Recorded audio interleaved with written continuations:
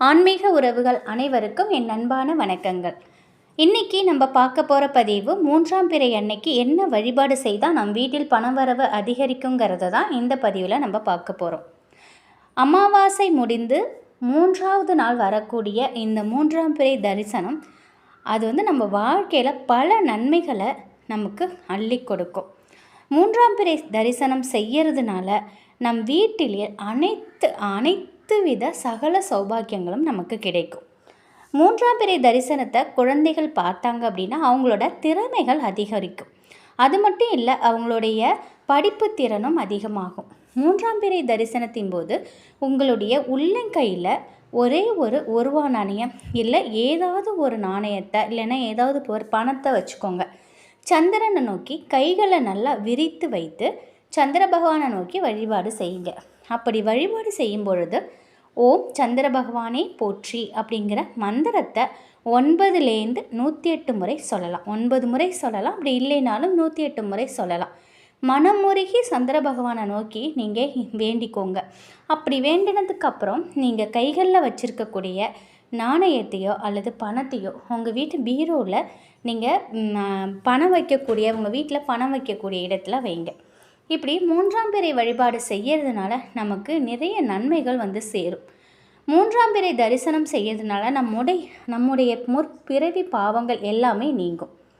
பொதுவாகவே சிவன், பார்வதி, விநாயகர் இவங்க மூவருமே சந்திரனின் 3ஆம் பிறையை தங்களோட தலைகளில் வச்சுருப்பாங்க.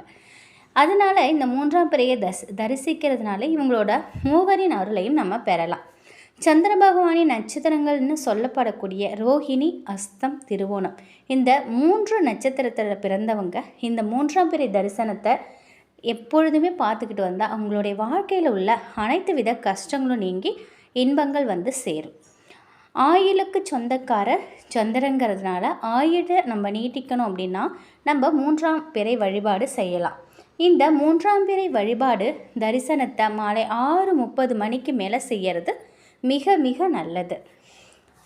எப்பொழுதுமே நம்ம வாழ்க்கையில் மிகப்பெரிய அளவில் நம்ம வெற்றி பெறணும், நம்முடைய வாழ்க்கையில் செல்வ செழிப்பு உண்டாகணும் அப்படின்னு நினைக்கிறவங்க இது போல் நீங்கள் செய்யலாம். அப்படி இதையும் செய்யலாம். இதை தாண்டி ஒரு காமாட்சி அம்மன் விளக்கு இல்லைன்னா அகல் விளக்கு, அதில் ஒரு தாம்பலத்தில் கொஞ்சோண்டு பச்சரிசி நிரப்பி அதன் மேலே ஒரு அகல் விளக்கோ இல்லை காமாட்சி அம்மன் விளக்கோ அதை வைத்து நம்ம 3ஆம் பிறை தெரியுது பார்த்திங்களா, அந்த நேரத்தில் தீபமேற்று நம்ம வழிபாடு செய்கிறது மிக மிக சிறப்பு. வெள்ளை கலரில் இருக்கக்கூடிய பொருட்களை நம்ம நெய்வேத்தியம் செய்யலாம். இப்போது கல்கண்டு, டைமண்ட் கற்கண்டை நம்ம நெய்வேத்தியம் செய்து நாமளும் சாப்பிட்டு பக்கத்தில் உள்ளவங்களுக்கும் கொடுக்கலாம். இந்த விளக்கை ஏற்றி வச்சுட்டு ஓம் சந்திரமௌலீஸ்வராய நமகன்னு நம்மளால் எவ்வளோ முறை சொல்ல முடியுதோ அவ்வளோ முறை சொல்லலாம். சந்திர பகவானின் காயத்ரி மந்திரமும் நம்ம சொல்லலாம். அது மட்டும் இல்லைங்க, நம்ம கையில் ஒரு 5 ரூபாய் நாணயத்தை நம்ம கையில் வச்சுக்கிட்டு நம்ம சந்திர பகவானை பார்த்து 3ஆம் பிறை பார்த்துட்டு அந்த கையில் இருக்கக்கூடிய 5 ரூபா நாணயம் இருக்குது பார்த்திங்களா, அதை வலது முறை தலையை வலமாக 3 முறை சுற்றி அதை எடுத்து நீங்கள் வச்சுக்கணும். உங்களோட முன்னானையில் முடிஞ்சு வச்சுக்கலாம், இல்லை நீங்கள் அதை அந்த காயினை பத்திரமா வச்சுக்கலாம். அதாவது இந்த 5 ரூபா காயினை நீங்கள் முந்தானையில் முடிஞ்சு வலமாக உங்கள் தலையில் வலதுபுறமாக 3 முறை சுற்றி நீங்கள் வழிபட்டு சந்திர பகவானை நோக்கி, சந்திர பகவான் மேற்கே தெரிவார், 3ஆம் பிறை மேற்கே தெரியும்.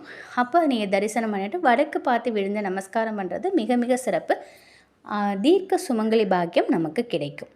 இந்த மாதிரி ஒவ்வொரு விஷயத்தையும் நம்ம செய்யும் பொழுது நமக்கு சந்திர பகவானின் மூலம் 3ஆம் பிறை காணுதல் மூலம் நமக்கு நிறைய நன்மைகள் ஏற்படும். மறக்காமல் நீங்கள் 3ஆம் பிறை சந்திர தரிசனம் அன்று 1 ரூபா காயினை இது போல் நீங்கள் செய்து பாருங்கள். இந்த ஒரு ஸ்லோகம் சொல்லி நீங்கள் கையில் 1 ரூபா நாணயத்தை வச்சுக்கிட்டு சந்திர பகவானை பார்த்து நீங்கள் கைகளை நல்லா விரித்து வச்சு சந்திர பகவான் நோக்கி வழிபாடு செய்யுங்க.